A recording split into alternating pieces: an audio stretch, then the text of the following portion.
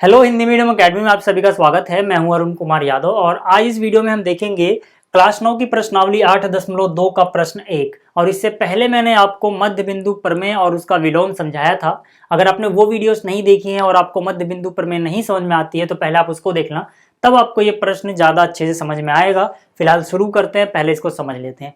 ठीक है, अगर आपने नहीं भी देखी तो भी कोई दिक्कत नहीं, मैं समझा दूंगा। देखो यहाँ पर जो पहला प्रश्न है, क्या बोला गया यहाँ पे, ए बी सी डी एक चतुर्भुज है जिसमें पी क्यू आर और एस क्रमशः भुजाओं A B B C C D और डी ए के मध्य बिंदु हैं। ठीक है, क्या मतलब हुआ, ध्यान से देखो। ये जो फिगर आपको नजर आ रही है ए बी सी डी, ये क्या है, दिखने से ही पता लग रहा है ये एक चतुर्भुज है। अब इस चतुर्भुज में जो P है वो ए बी का मध्य बिंदु है, जो Q है वो बी सी का मध्य बिंदु है, जो R है वो सी डी का मध्य बिंदु है और जो S है वो AD का मध्य बिंदु है। इतनी चीज हमें बता रखी है। इसके बाद क्या कह रहे हैं ये, इसके बाद कह रहे हैं कि भैया जो AC है ना, ये इसका एक विकर्ण है, वो भी दिख रहा है। देखो आपको AC जो है इस चतुर्भुज का एक विकर्ण है। तो यहां तक तो समझ में आ गया होगा। इसके बाद हमें ये तीन चीजें सिद्ध करनी है या दर्शानी है, पहली, दूसरी, तीसरी। तो पहले फॉर्मेलिटी पूरी कर लेते हैं, मतलब दिया क्या है और दर्शाना क्या है या सिद्ध क्या करना है वो लिखना होता है ना। इसके भी मार्क्स कोई कोई टीचर काट लेते हैं, तो आपको ये लिखना चाहिए कायदे से। तो पहले हम लिखेंगे दिया है P Q R और S क्रमशः A B B C C D और D A के मध्य बिंदु है। क्रमशः का क्या मतलब हुआ, क्रमशः का मतलब हुआ जैसे पहले P लिखा है पहले A B लिखा है, तो P A B का मध्य बिंदु है, यहाँ से देख सकते हो। इस तरह से Q B C का, R C D का और S D A का। ठीक, तो ये चीजें मैंने लिख दी। उसके बाद हमें क्या लिखना होता है, क्या सिद्ध करना है या क्या दर्शाना है। तो दर्शाना है हमें ये 1 2 3, ये 3 लाइनें यहाँ छाप दो, ये चीज हमें सिद्ध करनी है, दर्शानी है। चलिए एक एक करके बात करते हैं। पहले हिस्से की बात पहले करेंगे। यहाँ पे क्या दर्शाना है, एस आर ए सी के समांतर है। कहाँ पे दिख रहा है आपको एस आर, ये रहा। कहाँ पे है ए सी, ये रहा। तो एस आर ए सी के समांतर दर्शाना है। फिर एस आर जो है यानी कि ये ए सी का आधा है, ऐसा दर्शाना है। तो चलो भाई पहला हिस्सा करते हैं। बहुत आसान है। कैसे आसान है जरा देखो। मैंने क्या किया, ठीक है, मैंने यहाँ पे सबसे पहले फोकस किया त्रिभुज ए डी सी में। ठीक है, मैंने क्या लिखा यहाँ पे कि भैया आपको सिर्फ अभी ए डी सी इस वाले त्रिभुज पे फोकस करना है, इसके अलावा कहीं और ध्यान नहीं जाना चाहिए आपका। ठीक है, यहाँ पे देखना है आपको। बहुत आसान सवाल है, आराम से समझ में आ जाएगा। ठीक, इसको मैं मिटा दे रहा हूँ, आप उतार लेना। ठीक है, लिखना जरूरी होता है, बट क्योंकि जगह घेर रहा है तो इसको मिटा रहा हूँ, इतना तो आप लिख सकते हो सीधा। इसके बाद हम क्या लिखते हैं, उपपत्ति या फिर प्रमाण, कुछ भी लिख दो आप। मैंने यहाँ लिखा उपपत्ति। उपपत्ति का मतलब भी क्या हुआ कि हमारे पास क्या क्या सबूत हैं, क्या क्या प्रमाण है, जिसके हिसाब से हम इस चीज को सिद्ध कर पाएंगे जो बोला गया। ठीक, आपको देखना त्रिभुज ADC में, मैंने यहाँ पे लिखा त्रिभुज ADC में। इस त्रिभुज में मुझे क्या नजर आ रहा है कि भाई इस त्रिभुज में जो S है वो DA का मध्य बिंदु है, जो R है वो CD का मध्य बिंदु है। तो यहां मैं लिखूंगा S जो है ये DA का मध्य बिंदु है। ठीक है ना, DA का मध्य बिंदु है। और इसी तरह से R CD का मध्य बिंदु है।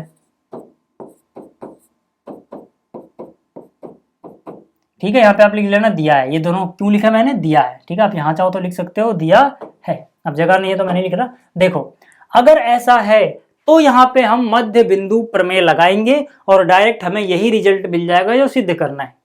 ठीक है, कैसे, अगर किसी को मध्य बिंदु प्रमेय समझ में नहीं आती, हो सकता है उसने पिछली वीडियो ना देखी हो, तो यहां से समझ लो पहले, फिर आगे लिखता हूं मैं।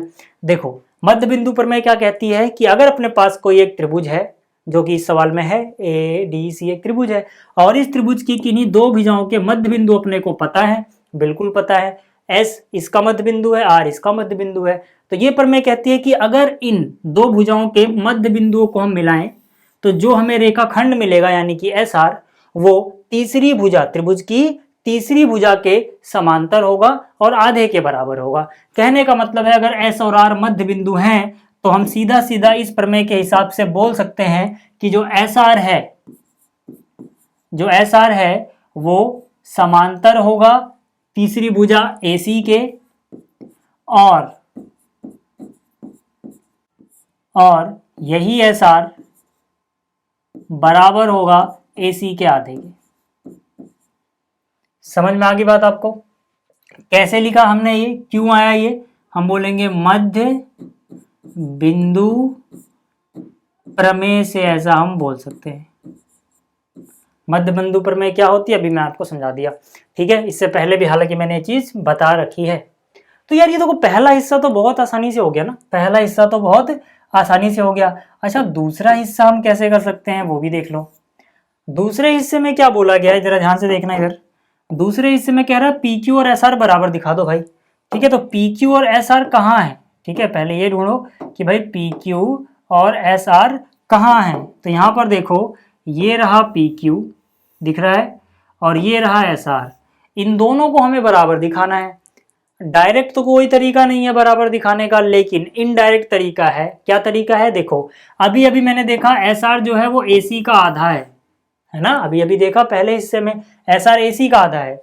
अगर जैसे मैंने ऊपर वाला त्रिभुज लिया था ऐसे ही मैं नीचे वाला त्रिभुज ले लूं, यानी ये वाला दिख रहा है, ये वाला त्रिभुज ए बी सी, तो इसमें P मध्य बिंदु है, Q मध्य बिंदु है, यानी कि जो PQ होगा ये भी AC का आधा होगा, यानी कि SR भी AC का आधा है, PQ भी AC का आधा है। दोनों किसी एक ही चीज के आधे हैं तो आपस में बराबर होंगे।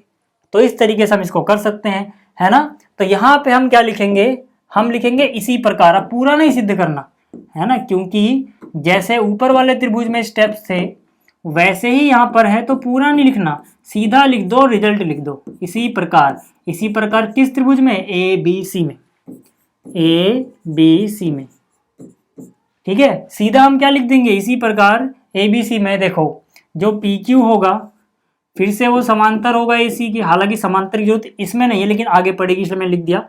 और जो पी क्यू होगा वो आधे के बराबर भी होगा ए सी के, ठीक है।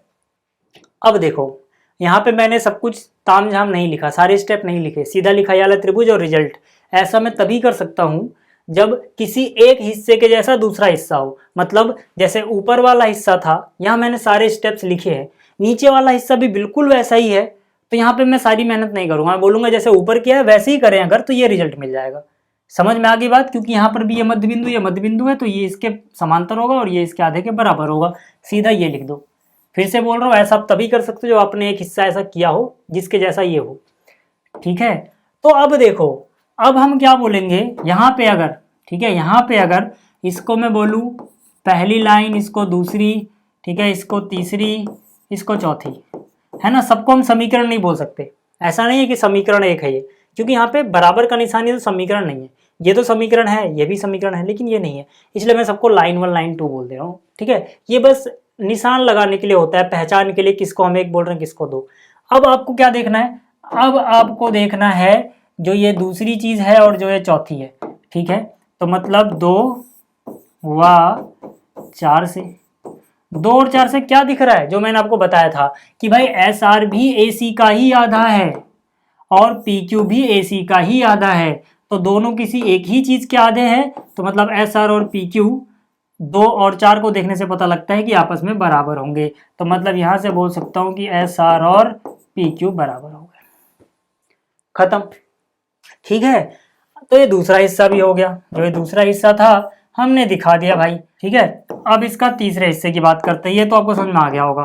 जरा तीसरा हिस्सा देखो, तीसरे हिस्से में क्या बोला गया है कि भैया पी क्यू आर एस एक समांतर चतुर्भुज है ऐसा दिखा दो। तो पी क्यू आर एस है कहाँ, पहले तो वो देख लो।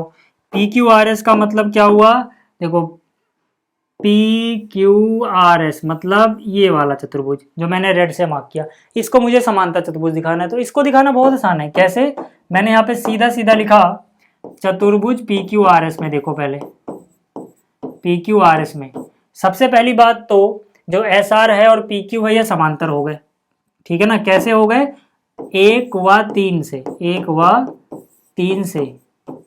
जरा पहला देखो, पहली लाइन जो देखा मैंने एस आर ए सी के समांतर है, यानी कि एस आर ए सी के समांतर है। तीसरी लाइन जब मैंने देखी तो मुझे पता लगा कि पी क्यू भी ए सी के ही समांतर है।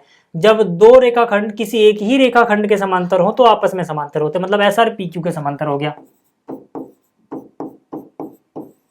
ठीक है। ये तो सिद्ध हो गया कि एस आर पी क्यू के समांतर है। इसी तरह से यही एस आर पी क्यू के बराबर भी है। और मैंने आपको बताया था कि अगर अपने पास कोई एक चतुर्भुज हो जिसमें उसकी सम्मुख भुजाएं किसी एक सम्मुख भुजा का जोड़ा, जैसे एस आर और पी क्यू, यही जोड़ा आपस में समांतर भी हो और यही जोड़ा आपस में बराबर भी हो तो ये चतुर्भुज पक्की बात है एक समांतर चतुर्भुज ही बनता है। ये मैंने आपको इंट्रोडक्शन वीडियो में बताया था। इसका मतलब जो PQRS है, ठीक है, वो एक समांतर चतुर्भुज है। सिद्ध हो गया। तो उम्मीद है आपको ये प्रश्न समझ में आया होगा। इस वीडियो में इतना ही। जल्दी मिलेंगे अगली वीडियो में। इस वीडियो को देखने के लिए धन्यवाद।